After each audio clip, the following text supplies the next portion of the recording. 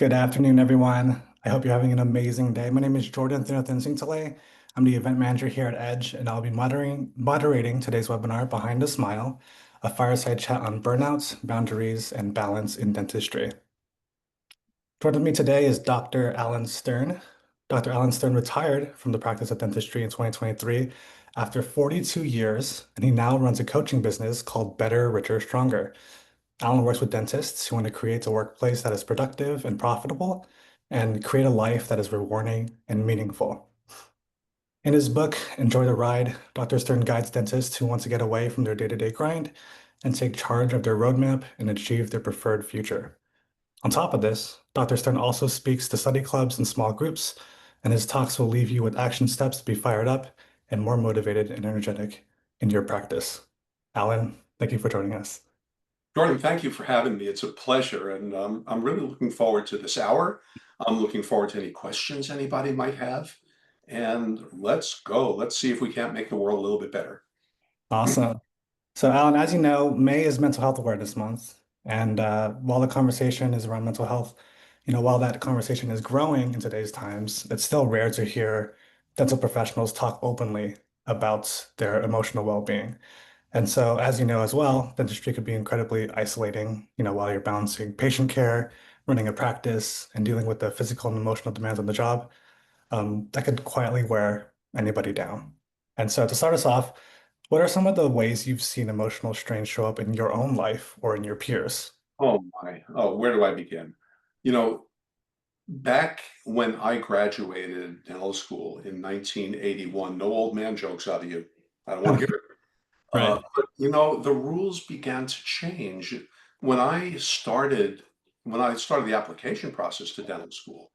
It was, go through 4 years of hell, graduate, hang up your shingle. They break your doors down. You're busy, busy, busy. You retire at 55. You hop on a boat and you sail off into the sunset. The rules changed.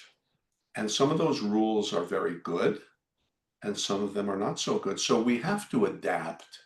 I had to adapt from graduating and being the all-knowing authority figure who said, uh, Jordan, you've got 18 cavities, schedule next week with Fran at the front desk. You come back, I do whatever, I go through 4 quadrants of dentistry. You begrudgingly drag your hips up to heels up to the desk and pay and go. That doesn't happen anymore. And it started happening when I was an associate. And patients gave me those 4 magic words. You know how a patient tells a dentist to buzz off? I'll think about it. And I heard that so much. And I was questioned a million times over. So that was one thing that appeared in my life, both in my years as an associate and certainly when I started my own practice. And I was scared out of my wits. I had notes to pay, I had a child to support. Um, and of course, my wife was with me. And so that stress of is he or she going to accept treatment? Can I get a crown out of her? Can I make my monthly rent?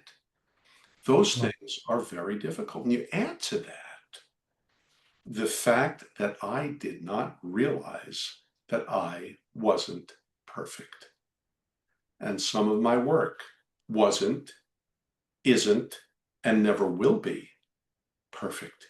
And you catastrophize things. You think the world's going to come down on you. You think every patient that walks out is going to come back later with his lawyer serving legal papers to you. In fact, may I digress with a very funny story? Go for it. I was in a building with 2 other offices. One of them was a financial advisor, and he had all of his associates, his sales associates, coming to the office periodically. And when I saw a young guy, well groomed and well dressed, walk into the building with a briefcase, I thought every time I was going to get served with papers. Oh, no. I saw a police car come up to the office and an officer come out, walk right into my office. It was one of my patients who was a sheriff's officer in town and he needed to use my restroom. I thought they were coming to arrest me. So we catastrophize these things and it's hard, it's stressful, and there's nowhere to turn, seemingly. business. Right. You mentioned earlier that one of your, I guess, worries was whether or not you would make your monthly rent, right? Especially when you were starting your practice. Can you Mhm. talk about the financial burdens that dentists could face, especially when starting their own practice or when they're in dentistry in general? Yeah, well, as I said before, it was all about just hang your shingle and they'll come. And that's what they told us. But when the cash started sputtering, um, you wonder. And there are things that you have to do. There were weeks where I couldn't take a paycheck.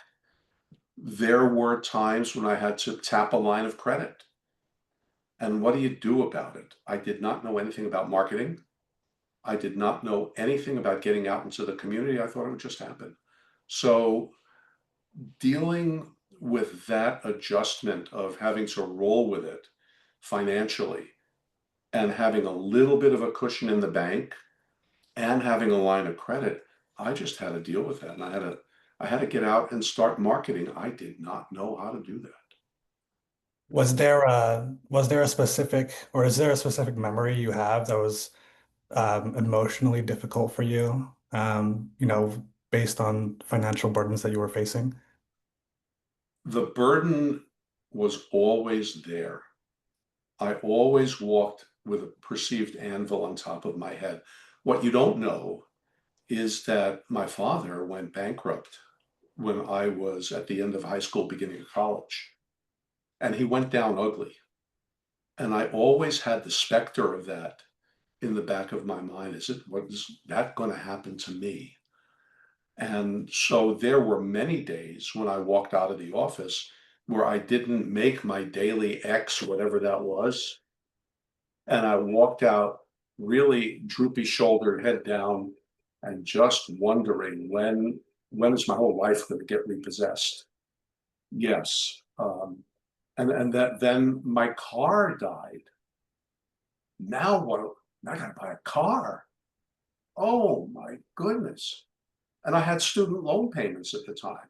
Right. Well, and I had a year and a half old child.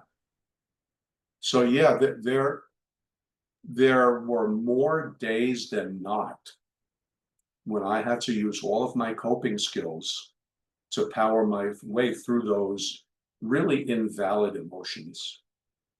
Because Jordan, the real truth for almost all of us, whether we're associates or owners or employees of an FQHC or something else, we earn more than most people can imagine earning. And we earn less than some, but that's okay. But we need to put our little financial ups and downs into perspective. That it's and there's always things you can do to cut your personal costs. And I did. What I had to do, I did.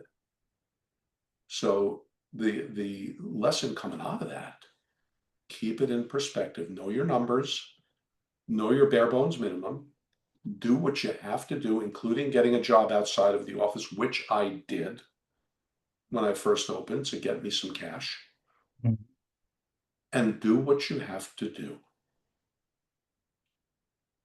Awesome. We talked about, the financial burdens and kind of the stressors that deals with or that you deal with that's just in the back of your mind. But like for the job itself, for your day to day, when you're in the office, when you're doing your work, what part of those parts of your day drain your energy the fastest, say? I think there's a couple of things that happened in the past and that I know from coaching other dentists, they still happen. Number one, during a procedure, we all know how to prep a filling. We all know how to prep a crown. We all know these things. We've learned them and we've had X number of reps doing them. But what happens when something goes sideways?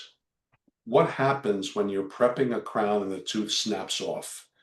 What happens when you're prepping something and you see the nerve of the tooth looking you right in the face and saying, ha ha, your patient now needs a root canal. Go ahead and tell them, ha ha. And, Right. it puts the fear of God into you.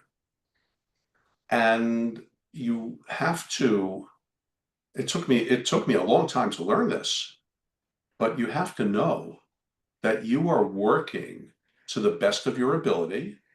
You're a well-trained, well-intended practitioner who's designed to be very good, but never perfect. And things happen. Mhm. And what I was not prepared to do at the beginning of my career, which my gray hair has taught me to do, is just treat it like this happened, Jordan. We're going through your tooth here. We got all the disease out. That's the good news. The bad news is it infected the nerve of your tooth. We're going to need some more treatment. Let me sit you up and let me talk to you about it. And it took decades for me to figure that out. And that's what I try to teach people now, that understand that as long as you have goodness in your heart and smartness in your brain, it's all okay. The other stressor is when Mr. McNasty walks into the door and says, my temporary crown just came out. I'm losing confidence in you. Or my tooth didn't hurt until you started drilling it. Mhm. And that will put a knife through your heart. You will all of a sudden, you'll do one of two things. Either you'll feel guilty, like you did something wrong, or you'll punch back at Mr. McNasty even harder. Neither of which will do anybody any good at all. You deal with the truth, you deal with empathy, you you identify with and understand that patient and let them know that you heard them, Mhm. and you bring them into you to find a solution to Mr. McNasty's problem. And your goal is to convert Mr. McNasty into Mr. McNice. That's how you do that. But those are big ones. Yeah, I would imagine that's patience are a big like mental load, especially the Mr. McNasties of the world, right? Yeah, they're out there. They're Yeah. out. And Jordan, in the last 7 to 10 years, the mental health of the world has gone down the drain. We are no exception. Neither dentists nor dental team members, nor people who have businesses that try to help dentists like Edge. We all are more stressed in different ways, more and more intensely than ever before. We have to recognize that Mr. McNasty, Alanism number 32, I have 96 of them. Anger Mhm. is fear in disguise. So when Mr. McNasty walks in the door and says, I've been up all night since you drilled that stupid little surface filling that you did, Mr. McNasty, I am so sorry. That is about the worst pain you could ever have. Did it keep you up all night? Yeah, it did. What are you going to do about it, Doc? Okay, here's what we're going to do. The first objective is get you out of pain. Would you be okay with my doing everything in my power to get you out of pain in the next few minutes? So you bring them into you. You align yourself with what they're scared to death of. Once they know you've heard them, once you've demonstrated that you've heard them, then Mr. McNasty, at least his temperature comes down. And it goes the same for your team. It goes the same. I dare say, Jordan, you guys are one of the better companies out there. I am sure you have Dr. McNasty calling every now and then. It happens. But when you understand that we are scared to death, and when you embrace that and walk with them side by side, all of a sudden they're your biggest advocates. So, For sure. yeah, so turn that stressor into joy as best you can. Awesome. Will and will it work 100% of the time? No, it never will work 100%. But if you can't calm Mr. McNasty or Miss McVicious out of it, you Mhm. at least know in your soul that you have acted as a healer, not as a provider. You know, I hate that word.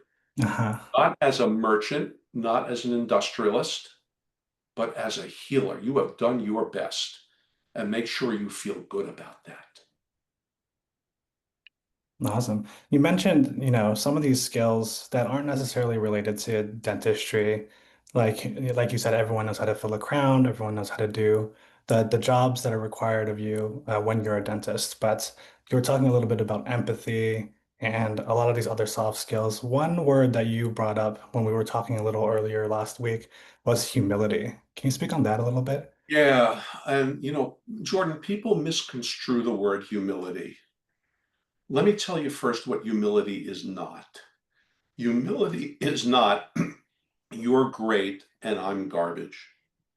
If Frank Spear walked into my office right now or my house right now, I would not throw myself at his knees and say, "Oh, I'm garbage, Dr. Spear. You shouldn't even have to be here in such a humble home." That's not what humility is. That's self-deprecation. Hmm. There is, regular, just plain old politeness. There is with Frank Spear. If I had met Frank Spear, I would say, "Frank, it's so nice to meet you and thank you for everything you do. We are better because of you." That is optional humility, and we can do that. But here's the one that's most important. Here and now humility. Humility means that we need each other. And in order to keep each other within our orbits, we need to care. And we need to let them know that we care about them. I think it's been abundantly clear that we need our dental hygienists, we need our dental assistants, we need our dental administrative teams, and we all need our patients. Hmm. So give them a reason to come back. For the patient pays you at the front desk, they owe you nothing. You owe them a reason to come back. That's humility, understanding that we need. Your team, give them a reason to come back tomorrow morning. And team members, give the doc a reason to give you a reason to come back. I like that. It's not that we docs need all of you team members. You team members need us as well. And we all need the patience. So, as my dear friend, the late, great Bob Pick, that we lost on February 27th of this year, Bob used to say, when you walk into that office, it's showtime. So, demonstrate mostly from your heart, sincerely, that you're here, you're humble enough to know that we need each other. And when others feel that humility, hopefully, if you've hired the right people, they rise to that occasion and Mhm. feel appreciated. And they're more productive. A happy team is a more productive team. Yeah, I think a part of humility too is being able to know when to ask for help. Were there Hmm. moments where you had a really tough time, you had to rely on your team when necessary? Yeah. The I can't tell you how many times my assistants have said, "Oh, Dr. Stern, take a look at this here," from the other side of the chair. And the dentist in me, the prehistorically trained dentist, would have said, and there's an impulse in me to say, "How dare you look at my perfect work? You're not a dentist. How the heck do you know?" And in fact, I would think that internally, and I'd take a look and, "Holy smokes, you saw that. Wow." And I'd look up, I'd say, "Man, you're good." So there were times when I would ask my assistant, "What does that look like from your side?" Or if I get hung up on something, and this is where we can really get stuck and have a problem. You don't know everything. Get over it. So if you're stuck on a case, the best thing is to belong to a study club where you have colleagues that you could call and you could say, "Hey, John, I've got this thing here where I don't know what to do." I can't tell you how many times, Jordan, I called my periodontists and I asked them, "Hey, I'm stuck." I made good relationships with the front desk people at my specialist office, and I'd call them up, "Hey, can you get Doc over here? I got somebody in the chair and I'm hung up."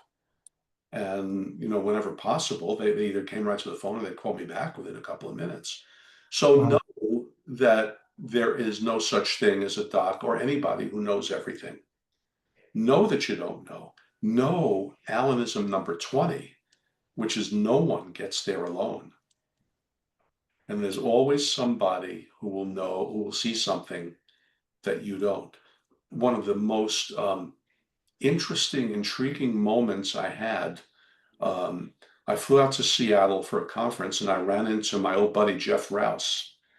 And Jeff is the father of airway prosthodontics. He teaches it at Spear. He's one of the most brilliant, most personable, most relatable guys I know.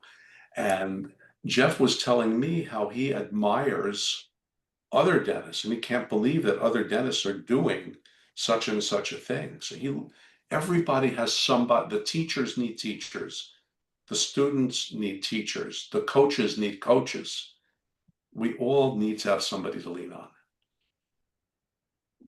Awesome. And you mentioned, reaching out to folks in like these study groups that you're a part of. And I know that you are one to help lead discussions in study groups. And have you seen a common sort of theme in mental, like have you seen any common themes in mental health or problems that these doctor or dentists are facing Yeah, in no, groups? I have two mastermind groups where I work with young dentists, and it's absolutely amazing. I think team relations, motivating team, knowing when and how to let them go if you have to, knowing what to look for in a prospective teammate. When you're an associate, how to get along with them. I have worked with a handful of clients who've gotten sued. And the clients that I've worked with have prevailed in the lawsuits. They didn't do anything terrible. They just had Mr. McNasty and Miss McVicious. And, if I could be really facetious, the law firm of Hunt and Steele. And, the lawyers would write a letter and it would throw these people into an emotional tailspin. Um, I will tell you in all frankness that I had a state board complaint filed against me early in my career. And what that did to my stomach lining was ridiculous. I did nothing wrong. Right. I did nothing wrong. It was a fee dispute, and I was right. But I had to answer to the almighty powerful state board of dentistry. So I have counseled these young dentists on how to deal with it. I see young dentists having to answer to employers who are beyond unreasonable, who are not passive aggressive, aggressive aggressive. And we need to understand how to listen to something, how to interpret it, and how to know that A, it does not affect their value as a human being, and B, more often than not, it's bogus, false, and unreasonable. So expectations of others, angry, more than not gentlemanly or ladylike or professional critique, how to receive it, how to fire back at it without being nasty, and also how to work with your team and speak with them from a point of view of vulnerability and of needing them. So that's yeah. So we see a lot of these things are miscommunications or clumsy communications where we just don't have the skill, the finesse, and the gray hair that teaches us the lessons. Right. And being connected to so many of these dentists and these grips, you have to have known those that do it really well, whether it's their job or whether, they have a really big and successful practice. I wanted to talk to you more about, comparison and perfection traps. Do you see that in dentistry at all? Do you see that in your personal life or within your field? Oh, that's the biggest one, Jordan. Comparison is poison, and for a number of reasons. Number one, I'm sitting here on my royal throne in the Stern family mansion, and I've got three Rolls Royces, and I don't have the Rolex is not on today. The battery ran out. I had to throw it away. I have to buy a new one. Right. You know, You don't know. Oh, somebody threw up a laughter emoji. That's good. Somebody threw a thumbs up emoji. Thank you. Um, you don't know. One of the things, in one of my talks, I have a slide, and it shows a picture of a Rolls Royce pulling up, and I ask my audience, "What does this tell you?" The dentist is rich. The dentist has a big practice. The dentist can take vacation. And no, it does not mean that at all. It means that the guy's driving a Rolls. You don't know if he borrowed it. You don't know if he's leasing it for a day. You don't know if he's house poor. And I'm using he generically, pardon me. You don't know what price he or she has paid to get that Rolls. And the most important question, you don't know if you are willing or able to pay the price that that individual has for the Rolls Royce, the McMansion, the 3,600 operatory, billion square foot office. You Right. know. And, I ran into a very successful dentist that I'm friendly with. And I saw this gentleman, he's awesome. He gave a talk about how he parlayed. He wanted to be making $1 million a year by the time he was 30. And he showed us exactly how he did it. And I was speaking at the same program. And I said to him, wow, that is amazing. I couldn't possibly do that. And he said, oh, yes, you can. I said, no, I can't because I'm not willing. And I wasn't willing when I was 30 years old. And I probably wasn't able because my clinical and business skills had not been developed to that point. I said, I'm not able or willing to do what you're doing. I'm happy with where I'm at. And I am really happy for you too. So, comparison only to yourself yesterday. And there you even have to be gentle because you could be having a crummy day today and you may not be as on the ball. I had crummy days until the very end of my career. It happens. So compare yourself only against the benchmarks you set for yourself. And you have to give yourself a little bit of grace too. Be happy for the person who's successful. Be happy for anybody who is comfortable, who makes a nice living and is content with their practice. But look at yourself and look at how you want to practice. Are you doing you? Are you practicing you? And are you practicing within your core values? Are you learning? Are you growing? How much do you want? And how much do you want to balance off your work and play life? Those are important questions. Who I couldn't care less.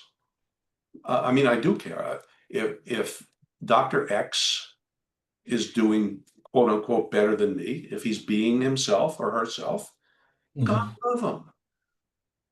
I'm happy with where I'm at.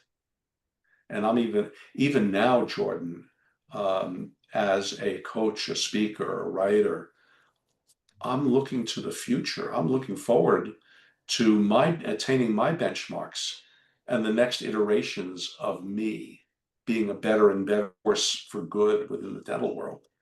So Mhm. just be content with where you are, learn what you know how you want to improve, know what more you want, and make sure that you are willing and able to pay the price for it. Awesome. And Edge, as you know, we work with a lot of dentists and doctors, and a lot of them say that this isn't just, a 9 to 5 job, this is a 24-hour job. And so when you talk about taking time for yourself, finding things or having time to even like self-reflect, like you just spoke about, a lot of those folks just, they can't have that time sometimes. And so what do you say to those folks who uh, don't have the time to do those types of things? Well, I think if I understand you correctly, and based on what I know, that's why God created Edge. I know dentists who are swamped with paperwork, who are swamped with administrative things, and may not be able to find appropriate help. I speak to people. I have friends like that. And you've come along the scene here, and you provide one safety valve for dentists. But I will tell you that we really do need to delegate. We can't delegate the crown. Well, if we have associates, we can delegate the crown prep. Right. We don't have associates, or if our associates are swamped themselves and we have to sit down and do the work. I mean, that's simple reality. But delegate as much as you can, as many of the things that you did not go to school for. Delegate them. Edge provides a terrific service. I know your company. I know you, and I know the people involved in Edge. It's an ethical, decent, highly competent organization of people. But I'll tell you this: there's always time. There's always time to do something. I'm listening to a Jay Shetty podcast right now about the Great Reset. And if you don't listen to Jay Shetty, Shetty, he's a great listen. He's got podcasts here, there, and everywhere. And you do have to reset yourself. You do have to put it down for a few minutes at lunch. And even if it's just a few minutes of deep breathing and mindfulness, and close your eyes and get quiet and reset. Even if you're really pressed, sit down, take some deep breaths, 4 seconds to breathe, hold 4 seconds, and then 4 seconds to exhale and hold 4 seconds and repeat. That'll relax you. There needs to be time for exercise. Don't have time? Think again. There's When I did my health coach training, there was a guy who got on and said, "You don't think you have time to exercise? Every time you go to the bathroom, do 10 push-ups outside the bathroom." But, but step out and just bang out a couple of push-ups. You can do that. Go for a walk. There's time. And if there are some non-negotiables, like make time for your children, make time for your partner, your spouse, whatever. Um, there's time. There's time. Even if you have to cut your day 15 minutes short, no one's going to live or die because of that. Right. And you've already kind of told us a lot about just like, tips and tricks of how to, be more humble, to understand yourself, to understand what you could handle and what you can't. Are there any other pieces of advice that you could give new dentists, especially those that are starting their practice, just starting out? Any advice that you could give them, managing mental health, and leadership stress? Yeah. Any things I could tell them? Do we have all night? Um, One big thing you could tell them, One big thing, right? go back to Alanism number 20. No one gets there alone. So one of the things we did not touch upon that I do touch upon in my book is that I owe almost my life and my career to the late, great Dr. Arnold Lazarus. I was down hard for a long time in the middle of my career, and there are no accidents. And I was introduced to Arnold, who was a world famous psychotherapist. And I was in therapy with Dr. Lazarus for a while. And luckily, this guy was a proponent of rational emotive therapy. He was from South Africa. He had a beautiful accent. He said, "I'm not going to have you lie on the couch for days and weeks and analyze you." We took my issues and we broke them down. And I learned how to put them in perspective through Arnold. And unfortunately, he passed away probably about 15 years ago, 20 years ago. He's not here to see the result of his work. But there are so many dentists out there who either are in therapy or are in need of therapy. And understand as well that we were 2.5 times at risk as the general population for depression. And untreated depression is tragic. That leads to suicide.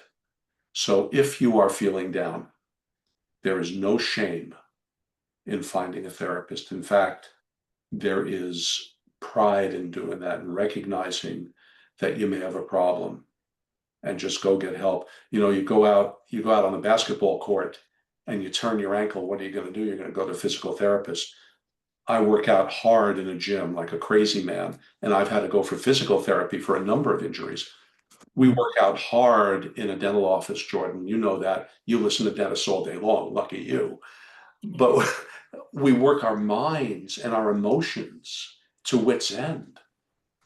And there are times when we just have to go out and get some help. No one gets there alone.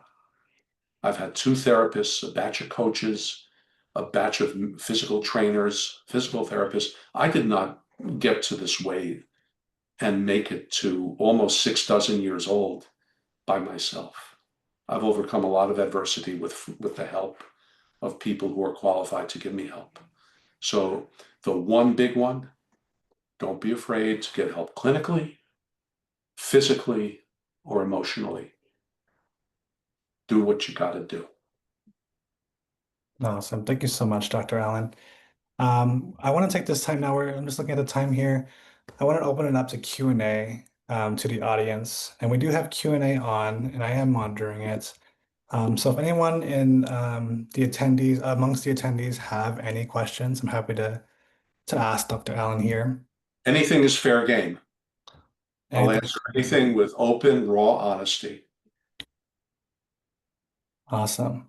I made it through 42 years of this nonsense, and I'm happy. I'm very content.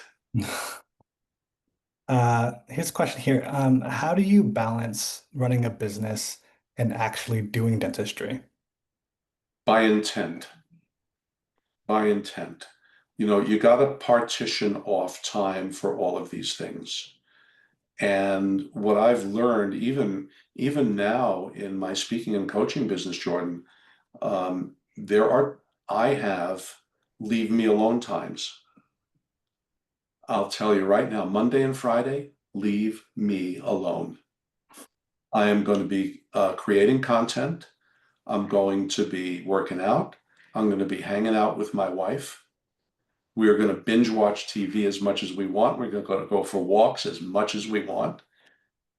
And I do have, appointments here and there personally that I got to deal with. So if you're in desperate need, yeah, I'll break that rule, but leave me alone. When I go on vacation, leave me alone. While I'm working, bring it. So you have clinical hours. They begin at X, they end at X. You may need some administrative time at the end of the day or at the beginning of the day. Then get out, go to the gym, do whatever, go home to your family, and understand that dentistry is what you do for a living. It's not who you are.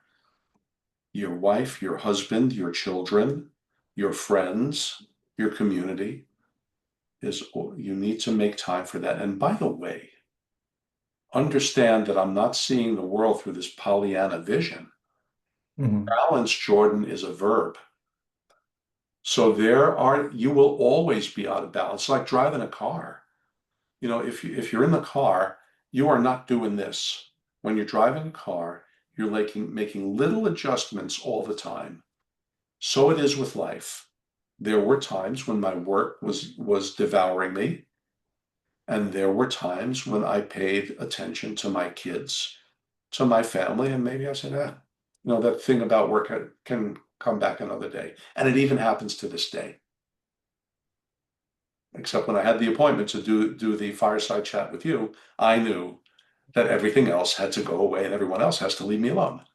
Well, we're sorry to take some time away from your. It's a no, it's a privilege, man. Yeah. I'm honored that you would have me here. Well, here's another question here. What's your approach, when a staff member that you manage is struggling emotionally? May I rephrase the question? Go A for it. team member that I'm leading. Hmm. You know, there's a saying, business is business. And I'm going to stick my neck out here. I'm going to use the phrase calling BS. I think that's bogus. Business is personal.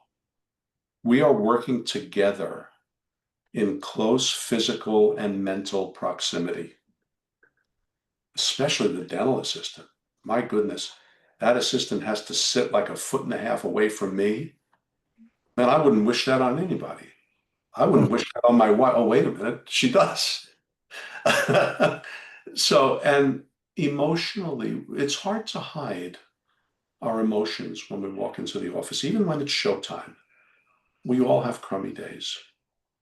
So, hey, what's going on? You all right? Do we need to pick you up a little bit? Do you need any help from us? Just let us know. We're here. I know emotionally, I remember one of my favorite hygienists. I didn't have many of them because they lasted a long time, but I remember a great person that we had as our hygienist who's still now even like a daughter to us. We hired her and she had to break an engagement a week Mm. afterwards. There were things going on there and she was heartbroken. We checked up on her, we listened to her, and she said, gee, I just started here and I need to take time off. Take the time. The patients will wait. Now, this was the right person. This was not somebody who just got a job and then called out sick randomly here, there, and everywhere. She was going through hell. So, you have to empathize, you have to understand, and it is best if you treat them like they're your husband, wife, sister, brother, son, daughter. What would you do? And what do we get in return for that? With the right hire, it's loyalty, it's going the extra mile, but that's not the motivation. The motivation is care for another human being as you would want to be cared for. You know what I got for that? We had some things that we had to haul around the house, and I do not own a pickup truck. My hygienist's husband owned a pickup truck. Guess who came to my house on a Sunday to help me haul things to the town yard? Oh, it's so sweet. Yeah, I mean, there and Jordan, I came to work feeling crummy on a lot of days. There were days where I didn't sleep very much. There were stressors bothering me, or I was just plain old grumpy for no reason. And at our morning huddle, I said, listen, guys, I am not 100% me. If you see me falling short, pick me up. And they looked at me real serious and I said, yeah, you got our back, we got yours. We take care of each other. Yeah, it seems like personally, professionally, communication seems to be key. And it Yeah, sounds cliched, but it really is important. You have to communicate with those that you lead and those within your life as well, especially when it comes to mental health. this stuff is personal. Yeah, and this, what we have realized, and we're still trying to crack the code on it. This profession, as beautiful and noble and unique and remarkable as it is, can wear you down. And we have to understand that we all, the great, high, mighty, exalted practice owner, and every other team member can get worn down. So we've got to be there. We are a team, a group of people working and growing interdependently with similar goals on a common mission. Interdependently, we need each other. And life becomes not only better, more productive, but more fun. It is more fun when the people coming into your office are more like family or more like friends than like hired hands. Awesome. One last question here. Mhm. Do you ever feel like patients expect too much from you emotionally, or your teammates? How do you manage that? All right, I'm going to tell you that is a joy with an asterisk. I think the most important aspect of what we do is not the technical dentistry. It is how we make people feel. And if you have the right patient population, you are much more than a tooth fixer. You can be a therapist to these people. I have actually stopped appointments. I've had, I had scheduled appointments to do procedures where a patient would come in and would unload on me the burden that they're carrying. And I saw it, and I would sit them up. I would look at the assistant. I'd say, sit down. And I'd look at the patient and I'd say, we're not doing anything today. Tell me what's on your mind. How can I help? And particularly crucial when, heaven forbid, a patient's going through a divorce, Mm, a spouse is ill or dying, or God forbid, a child. Oh man, we've seen people through losses of children. If you think I am going to do dentistry on somebody who has a seriously ill loved one and is burdened by that, I serve them much better by listening. And I'll tell you something else. My wife was my front desk person for 34 out of our 36 years. And people would spend time at that desk. And Fran didn't see it as a distraction from the ton of work that she had to do.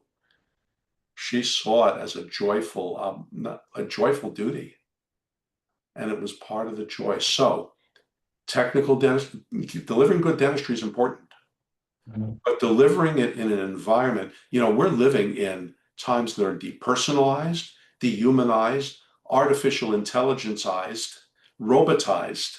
right. People need love. Brene Brown says man has an irreducible need for love and belonging. Alan says everybody needs an SOB, a sense of belonging. Give them that beautiful sense of belonging in your office, and they're not going anywhere. They're not leaving you. And you will be happy to see them walking through the door. That's even more important. So they demand emotionally, yes. And we are stressed out more than ever, yes. So even the slightest demand can get blown up. When you act as a healer, and when you see that dealing with the emotional aspect of another human being is not only part of your professional responsibility, but part of your joy, wow. Asterisk. Did I do it perfectly all the time? I did not. And I distinctly remember, do I have time for a story, Jordan? Yeah, go for it. I distinctly remember toward the end of my career where I'd started this coaching and speaking endeavor, and I teach and preach all of these things. I had a friend refer to me, a mentally health compromised woman who needed a new denture. She tested me and pushed me to my limits. A million try-ins of a denture, Jordan. Finally, try it in. Yeah, looks good, looks good. Her husband's sitting right there, looks good. Deliver. Come back next week, we'll check on him. She comes back next week, slams the daggone thing on my desk and says, look at this. Can't you see that this one looks different than my old one? Can't you see it? And I was in a very stressful moment of my own life where the sale of my practice was falling through, and I lost it. I didn't. I told her, "Well, I've taken you as far as I could. Here's your money back. Go somewhere else." Mea culpa. I blew it, and it took me a few days for me to understand that I too am human, and I need to forgive myself sometimes. But we will blow it every now and then, especially in these troubled times. So forgive yourself if you don't get it right 100% of the time. Anything in dentistry, forgive yourself. It happens. We're human. We're not robots. Awesome. And with that, Dr. Alan Stern, I'd like to thank you again for joining us in this insightful conversation. Is there anything else that you wanted to leave the audience with? One last thing before we sign off here? Anybody who's interested in what I've been talking about in the humanistic aspect of this practice that we call dentistry, that should be a beautiful thing for us, find me. My Facebook group is called Better, Richer, Stronger. Email me, alan@betterricherstronger.com. I will sit down with anybody for 30 minutes. I won't sell anything. I don't want any money. I'm just going to listen and maybe offer some insight that 42 years of experience can offer somebody. I'm glad to do that. I want to make life good for each and every one of you.